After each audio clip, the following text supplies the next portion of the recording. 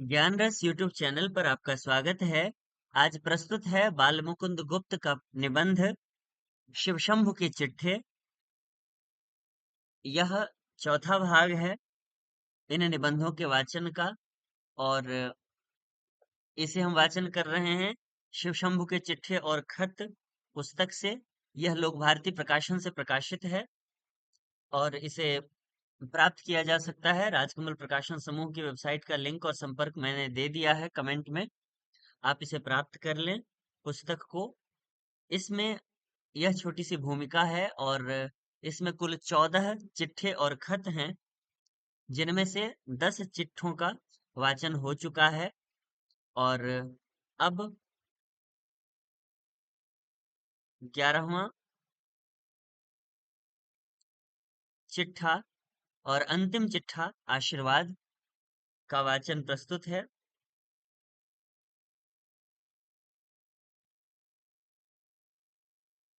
आशीर्वाद यह प्रकाशित हुआ था भारत मित्र पत्रिका में 30 मार्च सन 1907 ईस्वी को। तीसरे पहर का समय था। दिन जल्दी जल्दी ढल रहा था और सामने से संध्या फुर्ती के साथ पांव बढ़ाए चली आती थी। शर्मा महाराज बूटी की धुन में लगे हुए थे। सिलबट्टे से भंग रगड़ी जा रही थी। मिर्च मसाला साफ हो रहा था। बादाम इलायची के छिलके उतारे जाते थे।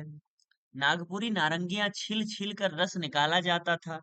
इतने में देखा कि बादल उमड़ रहे हैं, चीलें उतर रही हैं। तबीयत भुरभुरी उठी।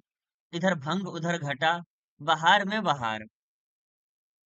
इतने में वायु को वेग बढ़ा, चीलें अदृश्य हुई, बूटी तैयार हुई। बम भोला कह के शर्मा जी ने एक लोटा भर चढ़ाई। ठीक उसी समय लाल डिग्गी पर बड़े लाट साहब बंग देश के भूतपूर्व छोटे लाट उडरवन की मूर्ति खोली।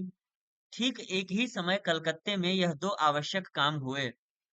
भेद इतना ही था कि शिवशंभु शर्मा के बरामदे की छत पर बूंदें गिरती थीं और लॉर्ड मिंटो के सिर या छाते पर। भंग छान कर महाराज जी ने खटिया पर लंबी तानी। कुछ काल के सुषुप्ति आनंद में निमग्न रहे। अचानक धड़धड़ तड़तड़ के शब्द ने कानों में प्रवेश किया। आंखें मलते उठे। वायु के झोंकों से किवाड़ पुरजे पुरजे हुआ चाहते थे। बरामदे के टीनों पर तड़ातड़ के साथ ठनाका भी होता था। एक दरवाजे के किवाड़ खोलकर बाहर की ओर झांका तो हवा के झोंके ने 10-20 बूंदों और 2-4 ओलों से शर्मा जी के श्रीमुख का अभिषेक किया। कमरे के भीतर भी ओलों की एक बौछार पहुंची। फुर्ती से किवाड़ बंद किए, तथापि एक शीशा चूर हुआ। समझ में आ गया कि ओलों की बौछार चल रही है। इतने में ठन ठन करके 10 बजे। शर्मा जी फिर चारपाई पर लंबायमान हुए। कान टीन और ओलों के सम्मिलन की ठनाठन का मधुर शब्द सुनने लगे। आंखें बंद, हाथ पांव सुख में, पर विचार के घोड़ों को विश्राम न था। वह ओलों की चोट से बाजुओं को बचाता हुआ परिंदों की तरह इधर उधर उड़ रहा था। गुलाबी नशे में विचारों का तार बंधा कि बड़े लाट फुर्ती से अपनी कोठी में घुस गए होंगे और दूसरे अमीर भी अपने अपने घरों में चले गए होंगे। पर वह चीलें कहाँ गई होंगी? ओलों से उनके बाजू कैसे बचे होंगे? जो पक्षी इस समय अपने अंडों बच्चे समेत पेड़ों पर पत्तों की आड़ में हैं या घोंसलों में छिपे हुए हैं, उन पर क्या गुजरी होंगी? जरूर झड़े हुए फलों के ढेर में कल सवेरे इन बदनसीबों के टूटे अंडे, मरे बच्चे और इनके भीगे सिसकते शरीर पड़े मिलेंगे। हाँ, शिवशंभु को इन पक्षियों की चिंता है, पर यह नहीं जानता कि इस अभ्रस्पर्शी अट्टालिकाओं से परिपूरित महानगर में सहस्रों अभागे रात बिताने को झोपड़ी भी नहीं रखते। इस समय सैकड़ों अट्टालिकाएं शून्य पड़ी हैं। उनमें सहस्रों मनुष्य सो सकते, पर उनके ताले लगे हुए हैं और सहस्रों में केवल दो दो चार चार आदमी रहते हैं। अहो, तिस पर भी इस देश की मिट्टी से बने हुए सहस्रों अभागे सड़कों के किनारे इधर उधर की सड़ी और गीली भूमियों में पड़े भीगते हैं। मैले चिथड़े लपेटे वायु वर्षा और ओलों का सामना करते हैं। सवेरे इनमें से कितनी की लाशें जहां तहां पड़ी मिलेंगी। तू इस चारपाई पर मौजे उड़ा रहा है। आन की आन में विचार बदला, नशा उड़ा। हृदय पर दुर्बलता आई।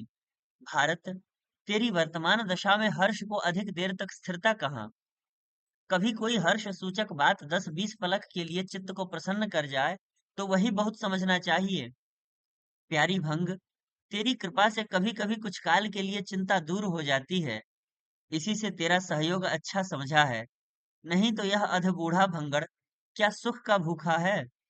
घावों से चूर जैसे नींद में पड़कर अपने कष्ट को भूल जाता है, अथवा स्वप्न में अपने को स्वस्थ देखता है। तुझे पीकर शिवशंभु भी उसी प्रकार कभी कभी अपने कष्टों को भूल जाता है। चिंता स्रोत दूसरी ओर फेरा। विचार आया कि काल अनंत है। जो बात इस समय है वह सदा न रहेगी। इससे एक समय अच्छा भी आ सकता है। जो बात आज आठ आठ आंसू रुलाती है वही किसी दिन बड़ा आनंद उत्पन्न कर सकती है। एक दिन ऐसी ही काली रात थी, इससे भी घोर अंधेरी, भादों कृष्णा अष्टमी की अर्धरात्रि।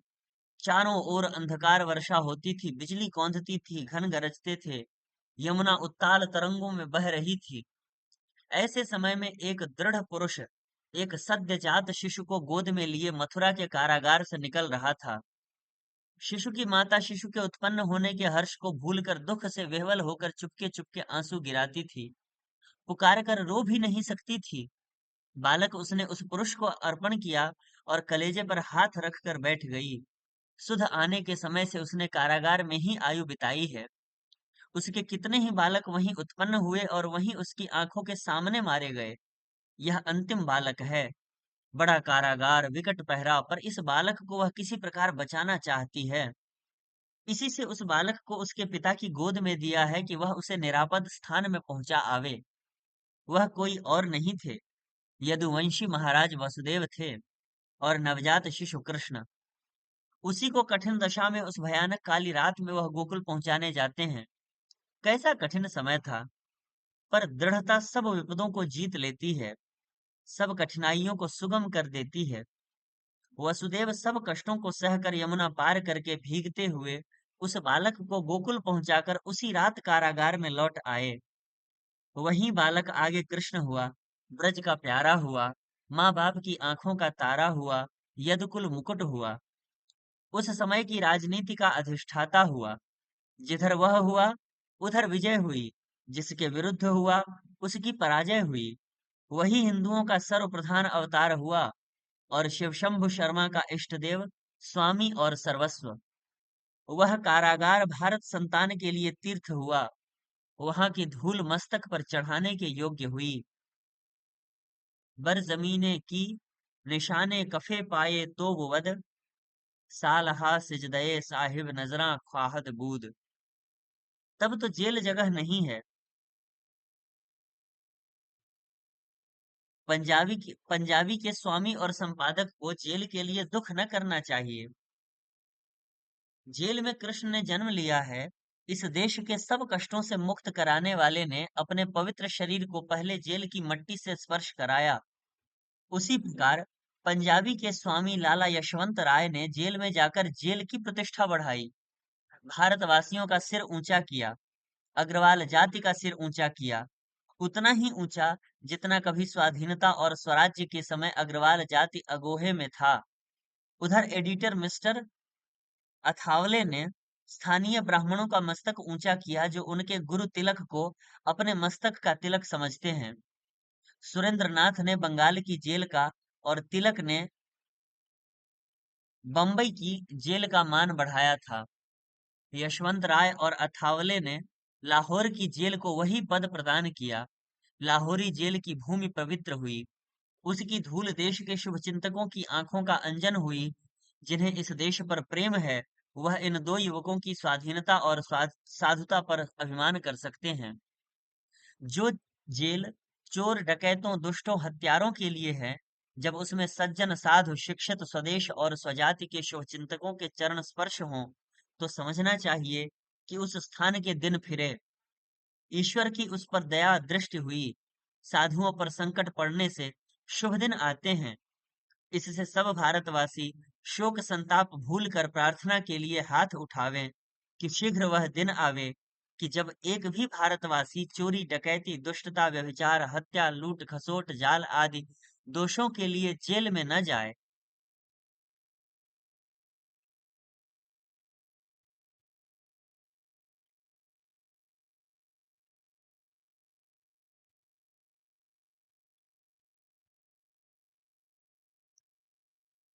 दीनों और पददलित निर्बलों के सबलों के अत्याचार से बचाने के लिए दीनों और पददलित निर्बलों को सबलों के अत्याचार से बचाने के लिए, हाकिमों को उनकी भूलों और हार्दिक दुर्बलता से सावधान करने के लिए और सरकार को सुमंत्रणा देने के लिए, यदि हमारे राजा और शासक हमारे सत्य और स्पष्ट भाषण और हृदय की स्वच्छता को भी दोष समझें और हमें उसके लिए जेल भेजें, तो वैसी जेल हमें ईश्वर की कृपा समझकर स्वीकार करना चाहिए।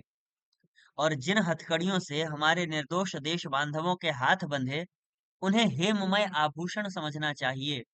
इसी प्रकार यदि हमारे ईश्वर में इतनी शक्ति न हो कि वह हमारे राजा और शासकों को हमारे अनुकूल कर सके और उन्हें उदार चरित और न्याय प्रिय बना सके, तो इतना अवश्य करे कि हमें सब प्रकार के दोषों से बचाकर न्याय के लिए जेल काटने की शक्ति दे, जिससे हम समझें कि भारत हमारा और हम भारत के, इस देश के सिवा हमारा कहीं ठिकाना नहीं। रहें इसी देश में, चाहे जेल में चाहे घर में, जब तक जिए और जब प्राण निकल जाएं तो यहीं की पवित्र मिट्टी में मिल जाएं। ये चिट्ठा था, अंतिम चिट्ठा था। अब आगे 3 खत हैं। यह पहला खत है, शाइस्ता खां का खत। यह प्रकाशित हुआ था भारत मित्र पत्रिका में 25 नवंबर सन 1905 ईस्वी को। फुलर साहब के नाम है शाइस्ता का खत, शाइस्ता खां का खत।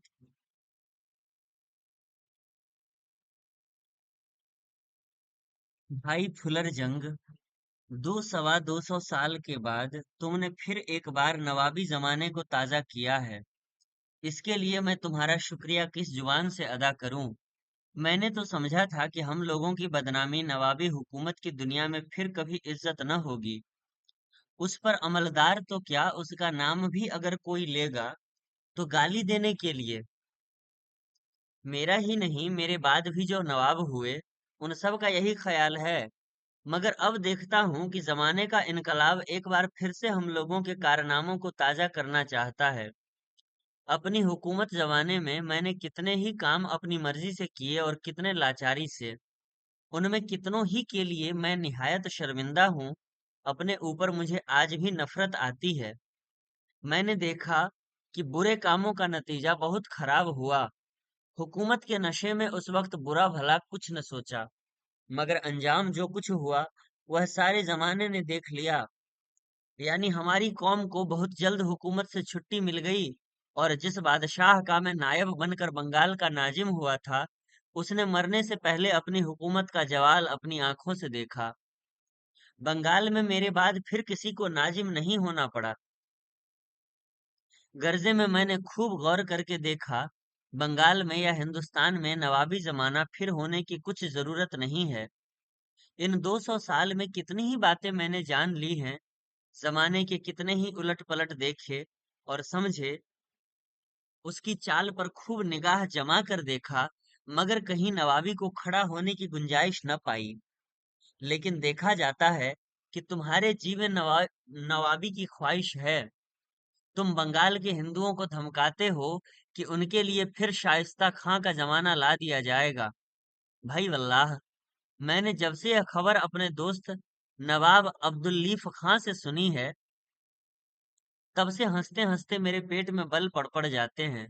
अकेला मैं ही नहीं हंसा, बल्कि जितने मुझसे पहले और पीछे के नवाब यहाँ बहिश्त में मौजूद हैं, सब एक बार हंसे। यहाँ तक कि हमारे सिका सूरत बादशाह औरंगजेब भी, जो उस दुनिया में कभी न हंसे थे, इस वक्त हंसी को रोक न सके। हंसी इस बात की थी कि बेसमझे ही तुमने मेरे जमाने का नाम लिया है। मालूम होता है तुम्हें इल्म तवारीख से बहुत कम मस है। अगर तुम्हें मालूम होता कि मेरा जमाना बंगालियों के बनिस्बत तुम फरंगियों के लिए ज्यादा मुसीबत का था, तो शायद उसका नाम भी न लेते। तुमको मालूम होना चाहिए कि यहाँ बहिश्त में भी अंग्रेजी अखबार पढ़े जाते हैं। मेरे जमाने में तो तुम लोगों की गिटपिट बोली को ख्याल ही में कौन लाता था। पर मैंने मालूम किया है कि मेरे बाद भी उसकी कुछ कदर न थी।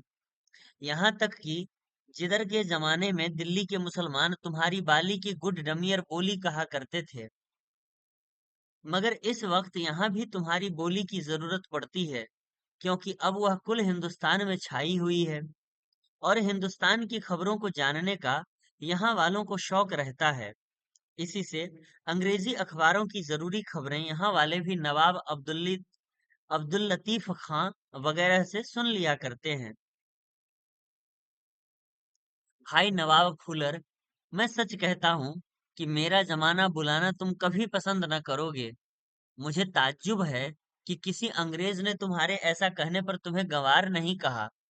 उस वक्त तुम लोग क्या थे, जरा सुन डालो। तुम कई तरह के फिरंगी इस मुल्क में अपने जहाजों में बैठकर आने लगे थे। बंगाल में बलंदेज, पुर्तगीज, फ्रांसीसी और तुम लोगों ने कई मुकामों में अपनी कोठियां बनाई थी और तिजारत के बहाने कितनी ही तरह की शरारतें सोचा और किया करते थे। वह फिरंगी चोरियां करते थे, डाके डालते थे, गांव जलाते थे। जब हम लोगों को यह मालूम हुआ कि तुम्हारी नीयत साफ नहीं, तिजारत के बहाने से तुम इस मुल्क पर दखल कर बैठने की फिक्र में हो, तब तुम लोगों को यहाँ से मार कर भगाना पड़ा। और सिर्फ बंगाल से ही नहीं, सारे हिंदुस्तान से निकालने का भी हमारे बादशाह ने बंदोबस्त किया था। जुल्म से यह सुलूक तुम्हारे साथ नहीं किया गया, बल्कि तुम्हारी शरारतों के सबब से। इसके बाद 50 साल तक तुम अपने पांव से खड़े नहीं हो सके।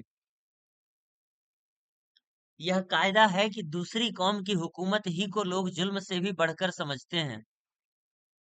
इससे हिंदू हमारी हुकूमत को उस जमाने में बुरा समझते हो तो एक मामूली बात है। मैं भी तुम्हारे जानने को कहता हूँ कि हम मुसलमानों ने बहुत दफे हिंदुओं के साथ इंसानियत का भी बर्ताव किया है। बहुत सी बदनामियों के साथ मेरी हुकूमत के वक्त एक नेक नामी बंगाली की तवारीख में ऐसा मौजूद है जिसकी नजीर तुम्हारी तवारीख में कहीं भी न मिलेगी। मैंने बंगाले के दारुस्सल्तनत ढाके में 1 रुपए के 8 मन चावल बिकवाए हैं। क्या तुम में वह जमाना फिर लादने की ताकत है?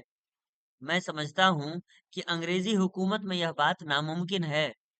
जहाँ तुम्हारी हुकूमत जाती है, वहाँ खाने पीने की चीजों को एकदम आग लग जाती है, क्योंकि तुम तो हम लोगों की तरह खाली हाकिम ही नहीं हो, साथ साथ वक्काल भी हो।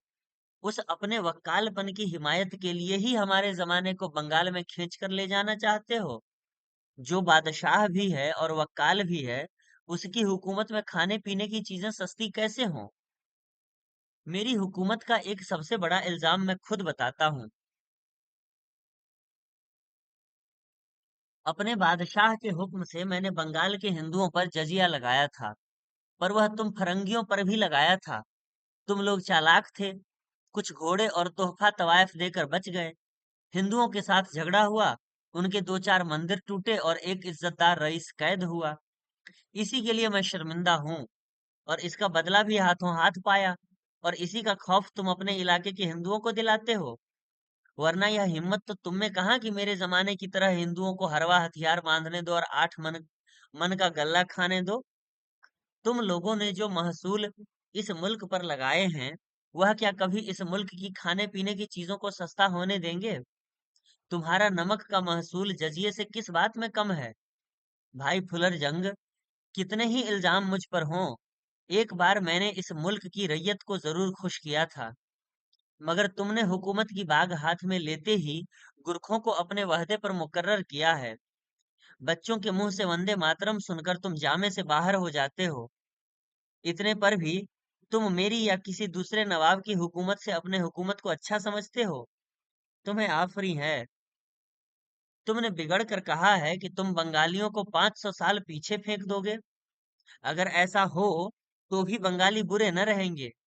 उस वक्त बंगाल में एक ऐसे राजा का राज था जिसने हिंदुओं के लिए मुस्लिम मंदिर और मुसलमानों के लिए मस्जिद बनवाई थी। और उस राजा के मर जाने पर हिंदू उसकी लाश को जलाना और मुसलमान गाड़ना चाहते थे। वह जमाना तुम्हारे जैसे हाकिम क्यों आने देगा? तुम तो हिंदू मुसलमान को लड़ाकर हुकूमत करने की बहादुरी समझते हो और इस वक्त मुसलमानों के साथ बड़ी मोहब्बत जाहिर कर रहे हो। मगर तुम लोगों की मोहब्बत कलकत्ते में उस लाठ बनने से ही समझदार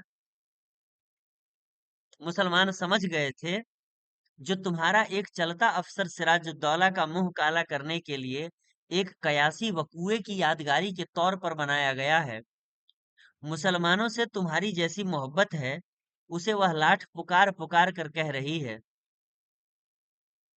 आखिर में मैं तुमको एक दोस्ताना सलाह देता हूँ कि खबरदार कभी पुराने जमाने को फिर लाने की कोशिश न करना। तुम लोगों को मैं सदा कमीने, झगड़ालू लोग और बेईमान वक्काल कहा करता। मेरे बाद भी तुम्हारे कामों से इस मुल्क के लोगों को कभी मोहब्बत नहीं हुई।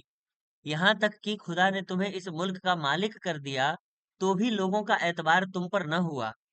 हाँ, एक तुम्हारी जन्नत मकानी मलिका विक्टोरिया का जमाना ही ऐसा हुआ, जिसमें इस मुल्क के लोगों ने तुम लोगों के हुकूमत की इज्जत की, क्योंकि उस मलिका मुअज्जम ने अदल से इस मुल्क के लोगों का दिल अपने हाथ में लिया। मैं नहीं चाहता कि तुम उस हासिल की हुई इज्जत को खो। रैयत के दिल में इंसाफ का सिक्का बैठता है, जुल्म का नहीं। जुल्म के लिए हम लोग बदनाम हो चुके, तुम क्यों बदनाम होते हो? जुल्म का नतीजा हम लोग भोग चुके हैं, पर तुम्हें खबरदार करते हैं। अपने कामों से साबित कर दो कि तुम इंसान हो, खुदा तरस हो। यहाँ तक कि रैयत को पालने आए हो, लोगों को गिरी हालत से उठाने आए हो। ये लोग यह न समझें कि मतलबी हो, ना खुदा तरस हो। अपने मतलब के लिए इस मुल्क के लड़कों को बंदे मातरम कहने से भी बंद करते हो।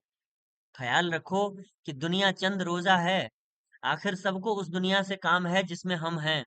सदा कोई न रहेगा, नेकनामी या बदनामी रह जाएगी।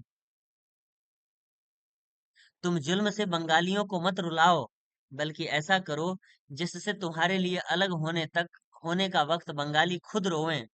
फकत शाइस्ता खा अज जन्नत। तो ये खत था, फिर से भारत मित्र में 18 अगस्त सन 1906 ईस्वी को प्रकाशित हुआ था। शाइस्ता खां का खत फुलर साहब के नाम। बरादरम फुलर जंग, तुम्हारी जंग खत्म हुई। यह लड़ाई तुम साफ हारे। तुमने अपनी शमशीरी में म्यान में तुमने अपनी शमशीरी भी म्यान में कर ली। इससे अब तुम्हारे अलकाब में जंग जोड़ने की जरूरत नहीं है। पर जिस तरह तुम्हारी नवाबी छिन जाने पर भी हिंदुस्तानी सरकार तुम्हें बंबई में विलायती जहाज पर तुम्हारे मामूली नवाबी ठाठ से चढ़ा देना चाहती है, उसी तरह मैंने भी मुनासिब समझा कि उस वक्त तुम्हारा अलकाब भी बदस्तूर रहे। इसमें हर्ज ही क्या है? सचमुच तुम्हारी हुकूमत का अंजाम बड़ा दर्दनाक हुआ, जिसे तुमने खुद दर्दनाक बताया है। मुझे इसके लिए ताज्जुब नहीं, क्योंकि वह अटल था। पर अफसोस है कि इतना जल्द हुआ। मैं जानता था कि ऐसा होगा, उसका इशारा मेरे पहले खत में मौजूद है। पर यह ख्याल न करता था कि 10 ही महीने में तुम्हारी नवाबी तय हो जाएगी। वल्लाह, भानुमती के तमाशे को भी मात किया। अभी गुठली थी, जरा सा पानी छिड़क कर 2 छटाक मिट्टी दबा देने से फूट निकली। 2 पत्ते निकल आए, 4 हुए, पेड़ हुआ, फल लगे। थोड़ी देर में वही गुठली और वही टीन का लोटा मियां मदारी के हाथ में रह गया। तुमने यह सुनकर कि नवाबों के कई बेगमें होती थीं, अपनी रियाया में 2 बेगमें फर्ज की। मगर उनमें जो होशियार थीं, उसने तुम्हें मुंह न लगाया और न तुम्हारी नवाबी तस्लीम की। जो भोली थी, उसने तुम्हें रिझाया। पर वह बेचारी अभी यह समझने न पाई थी कि तुम उसके हुस्नो सीरत पर नहीं रीझे, बल्कि होशियार बेगम की बेइतनाई से कुढ़ कर मतलब की मोहब्बत दिखाते थे, जिसकी बुनियाद निहायत कमजोर थी। अफसोस, तुम्हारी यह शान भी न चली। सिर्फ 2 बेगमों को भी तुम रिझा न सके। सच है, बुलहवसी भी मोहब्बत हो सकती है। तुमने सुना होगा, नवाब सख्ती बहुत किया करते थे। उनके अमल में सब तरह की अंधाधुंध चल सकती थी। इसी से तुमने भी सख्ती और अंधाधुंध शुरू की। अपनी जबरदस्ती से तुमने उस जोश को रोकना चाहा जो अपने मुल्क की बनी चीजें फैलाने और गैर मुल्क की चीजों को रोकने के लिए बंगाल में तेजी से फैल रहा था। तुमने इस बात पर ख्याल न किया कि जो जोश और तुम्हारे अफसर आला की सख्ती से पैदा हुआ है, वह सख्ती और जबरदस्ती से कैसे दब सकता है। शायद तुमने समझा कि वह पूरी सख्ती से दबाया नहीं गया, इसी से फैला है। तुम्हारी सख्ती उसे दबा देगी, और जो काम तुम्हारे खुदाबंद से न हुआ, उसके कर डालने की बहादुरी तुम हासिल कर लोगे। मगर अब तुम्हें अच्छी तरह मालूम हो गया है कि ऐसा समझने में तुमने कितनी बड़ी गलती खाई। तुम्हारे आला अफसर ने यह ओहदा तुम्हारी बेहतरी के लिए तुम्हें नहीं दिया था, बल्कि अपनी जिद पूरी कराने या अपना उल्लू सीधा कराने के लिए। मगर उसकी वह आरजू पूरी न हुई, उल्टी तुम्हें तकलीफ और खिफ़्फ़त उठानी पड़ी। तुम सच जानो, तुम्हारे ओहदे पर बैठने के लिए तुमसे बढ़कर लायक और हकदार लोग कई मौजूद थे, मगर वह लोग थे जो अक्ल से काम लेते और इस बात पर खूब गौर करते कि सख्ती कैसे हासिल होगी। तुम्हें भी अगर इतना सोचने की मोहलत मिलती, तो तुम चाहे इस ओहदे ही को कबूल न करते या उस रास्ते का तर्क करते जिस पर तुम चलकर खराब हुए। देखो भाई, जो गुजर गया है उसे कोई लौटा नहीं सकता। बहकर दूर निकल गया हुआ नदी का पानी क्या कभी फिर लौटा है? 500 बरस का, मेरा 200 साल का जमाना फिर लौटा लेना तो बड़ी बात है। तुम अपनी नवाबी के बीते हुए 10 महीनों को भी लौटाने की ताकत नहीं रखते। क्या तुम सन 1906 ईस्वी को पीछे हटाकर 1406 या 1706 बना सकते हो? नहीं भाई, इतने वर्ष तो कहाँ। तुम्हें 20 अगस्त को 19 बनाने की भी ताकत नहीं है। जरा 500 साल पहले की अपने मुल्क की तारीख पर निगाह डालो। उस वक्त तुम्हारी कौम क्या थी? अगर तुम किसी तरह उस जमाने तक पहुंच जाओ, तो अपनी शक्ल पहचान सको। दुनिया तारीख दिखाई देने लगे और तुम खौफ से आंखें बंद कर लो। दुनिया में तुम्हें अपना कोई मातहत मुल्क नजर न आवे, बल्कि अपने ही मुल्क में तुम्हें अपने घर को बेगाना समझना पड़े। हिंद में मेरा जमाना लाने के लिए तुम्हें रेल तार तोड़ने, दुखानी जहाज गारत करने, डाक उठवा लेने, गैस बिजली वगैरह को जहन्नम मरसीद कर देने की जरूरत है। नहरें पटवा देने और सड़कें उठवा देने की जरूरत है। साथ ही तालीम को नेस्तनाबूद कर देने की जरूरत है। तुम सबको छोड़कर एक तालीम को मिटाने की तरफ झुके थे। यह हिदायत तुम्हें तुम्हारे मालिक मुर्शिद लाट करजन की तरफ से हुई थी, पर अंजाम और ही हुआ। तालीम गारत न हुई, बल्कि और तरक्की पा गई। बंगाली अपना कौमी दारुल दारुल उलूम बनाते हैं। बंगाली अपना कौमी दारुल उलूम बनाते हैं। गारत हुई पहले तुम्हारी नेकनामी और पीछे नौकरी। रियाया और मदरसे के तुलवा से लड़ते लड़ते तुमने नवाबी खत्म की। लोगों को आम जलसे और कौमी नारे मारने से रोका। लड़कों को अपने मुल्क की तरफ मुतवज्जह देखकर तुमने उनको में भिजवाया, स्कूलों से निकलवाया और पिटवाया। तुम्हारे इलाके बरीसील में तुम्हारे मातहतों ने इस मुल्क की रियाया के सबसे आला इज्जतदार और तालीम याफ्ता अशखास को बेइज्जत करने की निहायत खरीफ हरकत की। तुमने अपने मातहतों का इसमें साथ दिया। नतीजा ये हुआ कि हाई कोर्ट से तुम्हारे कामों की मलामत हुई। तुमने बड़ी शेखी से कहा था कि हाई कोर्ट मेरा कुछ नहीं कर सकती, पार्लियामेंट मेरे हुक्म को रोक नहीं सकती। मगर दोनों बातें गलत साबित हुई।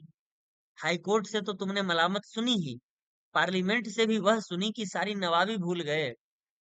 तुम्हारी होशियारी और लियाकत का इसी से पता लगता है कि तुम्हारे अफसर हुक्म पहुंचने से पहले तुम्हारे सूबों में एक बंदे खुदा को बेवक्त फांसी हो गई।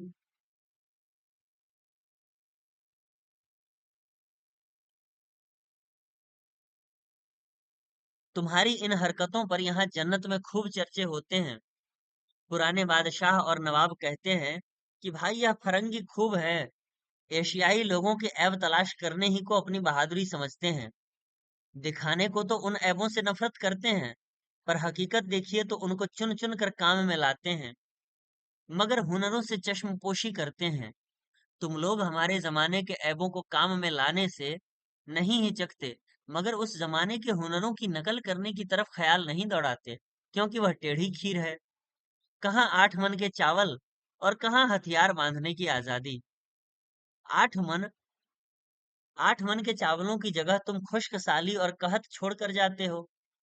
हथियारों की आजादी की जगह 10 आदमियों का मिलकर निकलना, मजलिसें करना और वंदे मातरम कहना बंद किए जाते हो। अरे यार, इतना तो सोचा होता कि पिंजरे में भी चिड़िया बोल सकती है, कैद में भी जबान कैद नहीं होती। तुमने गजब किया, लोगों का मुंह तक सी दिया था। और भी अलहद जन्नत ने एक बात पर गौर किया है, वह यह है कि किस भरोसे पर तुम अपने सूबे के लोगों को मेरे जमाने में फेंक देने की जुर्रत करते थे। इसकी वजह सुनिए। तुम खूब जानते हो कि तुम्हारी 150 साल की हुकूमत ने तुम्हारे सूबे के लोगों को कुछ भी आगे नहीं बढ़ाया। वह करीब 200 साल पहले के जमाने में ही है। तुम उनको बढ़ाते हो। आज वह तुमसे किसी बात में सिवा चमड़े के रंग के कम न होते, पर तुमने उन्हें वही रखा है, बल्कि उनकी कुछ पुरानी खूबियां छीन ली और पुराने हुकूक जब्त कर लिए। दी थी कुछ तालीम और कुछ नौकरियां, उन्हीं को छीनकर तुम उन्हें औरंगजेब के जमाने में फेंकना चाहते थे। वरना और दिया ही क्या था जो छीनते, और बढ़ाया ही क्या था जो घटाते। अपनी 10 महीने की नवाबी से तुम खुदा तंग आ गए थे। इसी से कयास कर लो कि गरीब रैयत को तकलीफ हुई होगी। सब तुम्हारे जाने से खुश हैं, ताहम खुशकिस्मती से हमारी मरहूम कौन रोने को तैयार है। उस तुम प्यारी बेगम कहकर बेवा बना चले हो, वह तुम्हारे फिराक में टिस्वे बहाती है। तुम्हें घर तक पहुंचा देने में वह टिस्वे तुम्हारी मदद करेंगे। भाई, हमारी कौम की सल्तनत गई, हुकूमत गई, शान और शौकत गई, पर जिहालत और गुलामी की आदत न गई। न मर्द नहीं बनना चाहती, बल्कि राण पर रहकर सदा एक खाविंद तलाश करती रहती है। देखें तुम्हारे बाद में क्या करती है। तूल फजूल है। तुम चले अब कहने से ही क्या, पर जो तुम्हारे जानशीन होते हैं वह सुन रखें कि जमाने के बहते दरिया को लाठी मार के कोई नहीं रोक सकता। दूसरे को तंग करके कोई खुश रह नहीं सकता। अपने मुल्क को जाओ और खुदा तौफीक दे तो हिंदुस्तान के लोगों को कभी कभी दुआएं खैर से याद करना। वस्सलाम अज जन्नत। अब ये अंतिम खत है, जो भारत मित्र में 9 मार्च सन 1907 ईस्वी को प्रकाशित हुआ था। सैयद सर सैयद अहमद का खत, अलीगढ़ कॉलेज के लड़कों के नाम। मेरे प्यारों, मेरी आंखों के तारों, मेरी कौम के नौनिहालों, जिंदगी में मैंने इज्जत नामवारी बहुत कुछ हासिल की, मगर यह कहूंगा, और मेरा यह कहना बिल्कुल सच है, कि तुम्हारी बेहतरी की तदबीर में मैंने अपनी उम्र पूरी कर दी। तुम लोगों की तरक्की और बेहबूदी के ख्याल ही को मैं अपनी जिंदगी का हासिल समझता रहा। होश संभालने के दिन से आखिर दम तक इस कौम मरहूम का मरसिया ही मेरी जुबान पर जारी था। लाख लाख शुक्र की जगह है कि मेरी मेहनत बेकार न गई। तुम्हारे लिए मैं जो कुछ चाहता था, उसमें से बहुत कुछ पूरा हुआ, और तुम्हें एक अच्छी हालत में देखने के बाद मैंने खुदा को जान सौंपी। उस दिन मेरे मजार पर आकर तुमने निढाल होकर अपने आंसुओं के मोती बिखेर दिए। उस वक्त की अपने दिल की कैफियत क्या जाहिर करूं, कि मुझ पर क्या गुजरती थी, और तब से मुझे कितनी बेचैनी है। हाय, ची मिकदार खूं दर अमद खुर्दा बाशम, की बरखाकम आई ओ मन मुर्दा बाशम। काश मुझ में इतनी होती कि मैं तुमसे बोल सकता और तुम्हारे पास आकर तुम्हें गोद में लेकर कलेजा ठंडा करता, और तुम्हारे फूल से मुखड़ों से आंसू पोंछ कर तुम्हें हंसाने की कोशिश कर सकता, मगर आह, ये सब बातें नामुमकिन थीं। इससे मुझ पर जो कुछ बीती वह मैं ही जानता हूँ। मरकर भी मुझे आराम न मिला, इस नई दुनिया में आकर ही मुझे कल न मिली। अजीजों, जिस हालत में तुम इस वक्त पड़े हो, मुझे जीते जी ही खटका था। खासकर अपनी जिंदगी के आखिर दिनों में मुझे बड़ा ही ख्याल था। इसके इंसदाद की कोशिश भी मैंने बहुत कुछ की, मगर खुदा को मंजूर न थी। इससे काम बनकर भी बिगड़ गया। तुम में से बहुतों ने सुना होगा कि मैंने अपनी मौजूदगी में ही यह फैसला कर दिया था कि मेरे बाद महमूद इस कॉलेज का लाइफ सेक्रेटरी बने। इस पर वह शोरिश मची कि वह तूफाने बेतमीजी बरपा हुआ कि अल अमान। मेरी सब करनी धरनी भूल कर लोग मुझे खुदगर्ज और मतलबी कहने लगे। उस कौमी कॉलेज को मेरे घर का कॉलेज बताने लगे और ताने देने लगे कि मैं अपने बेटे को अपना जानशीन बनाकर कौम से दगा करता हूँ। मुझ पर अहमद की पगड़ी महमूद के सिर की फबती उड़ाई गई, पर मैंने परवाह न की। सैयद महमूद को लाइफ सेक्रेटरी बनाया। अपने जीते जी एक अपने से भी बढ़कर लायक सेक्रेटरी तुम्हारे कॉलेज को दे गया था, पर अफसोस उसकी उम्र ने वफा न की। मेरे थोड़े ही दिन पीछे वह भी मेरे ही पास चला आया। इस वक्त तुम पर जो कुछ गुजरी है, अगर मैं होता तो उसकी वह शक्ल कभी न होती। न सैयद महमूद की मौजूदगी में ऐसा करने की किसी की हिम्मत न होती। मगर अफसोस हम दोनों ही नहीं, जो हैं उनके बारे में और क्या कहा जाए। अच्छे हैं। कॉलेज के नसीब, कौम के नसीब। अजीजों, यह कॉलेज तुम्हारे लिए बना था, तुम ही उसमें से निकाले जाते हो। यह किस काम आवेगा? उफ, मेरी समझ में नहीं आता कि मैंने तुम्हारे लिए यह दारुल उलूम बनाया था या गुलाम खाना। तुम्हारे मौजूदा सेक्रेटरी का ख्याल करते होंगे। तुम्हारे मौजूदा सेक्रेटरी क्या ख्याल करते होंगे? मगर क्या पस्त ख्याली का नतीजा पस्ती न होना चाहिए? तुम्हारी और तुम्हारे कॉलेज की मौजूदा हालत का क्या मैं ही जिम्मेदार नहीं हूँ? क्या इस वक्त का दर्दनाक नजारा मेरी जाल का नतीजा नहीं है?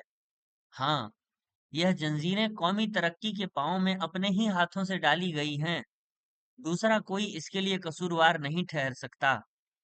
अगर इब्तिदा से अखीर तक मेरी चाल एक ही रहती, तो यह खराबी काहे को होती? कौमी पस्ती का ऐसा सीन देखने में न आता। न जिल्लत से नफरत, न इज्जत का अरमां। मैं वही हूँ जिसने असवाबे बगावत लिखकर विलायत तक में खलबली डाल दी थी। इस सूबों में मैं ही पहला शख्स हूँ जिसने अंग्रेजों को आम रियाया की राय का ख्याल दिलाया। मैंने ही सबसे पहले डंके की चोट पर यह जाहिर किया कि अगर हिंदुस्तान की कौंसिल में अंग्रेज रियाया के कायम मुकाम लोगों को शामिल करते, तो कभी गदर न होता। तुम कभी न समझना कि मैं अंग्रेजों की खुशामद किया करता था, या खुशामद को किसी कौम की तरक्की का जीना समझा करता, बल्कि मैंने सदा अंग्रेजों से बराबरी का बर्ताव किया है। कितने ही बड़े बड़े अंग्रेज अफसर मेरे दोस्त रहे हैं, मैंने सदा उनसे दोस्ताना और बेतकल्लुफाना गुफ्तगू की है। कभी उनकी अफसरी या हाकिमी का रोब मानकर उनसे बर्ताव नहीं किया। खुदा की इनायत से सैयद महमूद की तबीयत में मुझसे भी ज्यादा आजादी थी, और साथ ही उसने मगरबी इल्मों में भी फजीलत हासिल की थी, जिससे उस आजादी की चमक दमक और भी बढ़ गई थी। यही वजह थी कि मैंने महमूद को जीते जी अपना कायम कायम मुकाम और तुम्हारे कॉलेज का सेक्रेटरी मुकर्रिर किया था। अगर वह होता, तो आज तुम लोगों की आजादी और इज्जत एक मामूली हिंदुस्तानी कांस्टेबल की हिमायत में होकर ठोकर न खाती फिरती, और तुम्हें कॉलेज से निकाल कर कांस्टेबलों को कॉलेज के अहाते में न खड़ा किया जाता। मेरे बच्चों, मेरी एक ही कमजोरी का ये फल है जिसे तुम भोग रहे हो, और जिसके लिए आज मेरी रूह कब्र में भी बेकरार है। मेरी उस कमजोरी ने खुदगर्जी और खुशामद का दर्जा हासिल किया। पर सच यह है कि मैंने जो कुछ किया, कौम की भलाई के लिए किया, अपने फायदे के लिए नहीं। पर वैसा करना बड़ी भारी भूल थी। मैं कबूल करता हूँ, और उसका इतना खौफनाक नतीजा होगा, इसका मुझे ख्वाब में भी ख्याल न था। मैंने यही समझा था कि इस वक्त मसलहन मस- मसलहतन यह चाल चल ली जाए, आगे चलकर इसकी इस्लाह कर ली जाएगी। मैं यह न समझा था कि यह चाल मेरी कौम की रगो रेशे में मिल जाएगी, और छूटने के बजाय उसकी खू बू और आदत बन जाएगी। अफसोस, खुदा करदा खुदा करदारा इलाजे नेस्त। हिंदुओं से मेल रखना मुझे नापसंद नहीं था। मेरे ऐसे हिंदू दोस्त थे जिन्होंने मरते दम तक मुझसे दोस्ती निभाई, और जिनकी सोहबत से मुझे बड़ी खुशी हासिल होती थी। कॉलेज के लिए उन उनसे माकूल चंदे मिले हैं। पंजाब में कॉलेज के चंदे के लिए दौरा करने के वक्त लेक्चर में मैंने कहा था कि हिंदू मुसलमानों को मैं एक ही आंख से देखता हूँ। क्या अच्छा होता जो मेरे एक ही आंख होती, जिससे मैं इन दोनों को सदा एक ही आंखों से देखा करता। अफसोस, अपनी कौम की शकस्ता हाली ने मुझे उस सच्चे रास्ते से हटाया।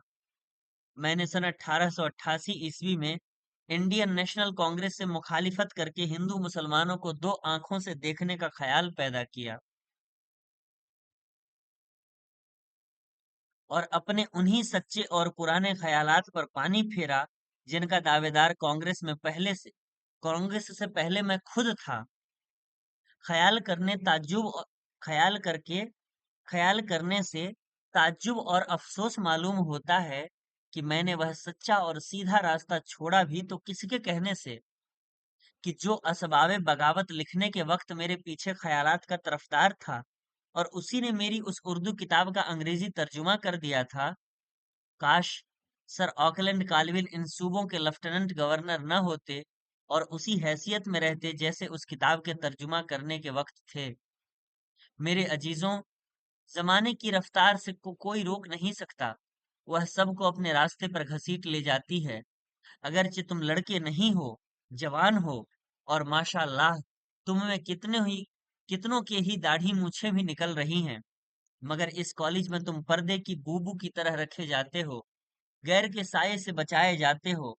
तुम्हारे हर काम पर अंग्रेज प्रिंसिपल वगैरह वैसा ही पहरा रखते हैं जैसे दाया और मामा छू छू गोद के और उंगली के सहारे के बालकों पर रखती है। पर इतने पर भी तुम मेरे गोद के बच्चे नहीं बने रह सके। बहुत दबने पर तुम्हें जवानों की तरह हिम्मत करनी पड़ी। गोद के बच्चे क्या सदा गोद में ही रह सकते हैं?